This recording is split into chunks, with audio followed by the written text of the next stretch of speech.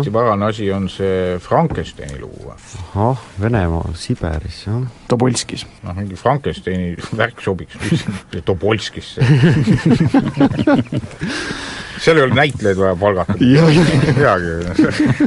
Ma mõtlen, et kui sa keedad sarviks, siis tekib mingi ägune pläga. Minu mõelest kõlbab juua või? Et see on nagu see poliitik olla, mis poliitikul talenti pole. Ja poliitikas pole mingit talenti vaja. See pole üldse midagi vaja.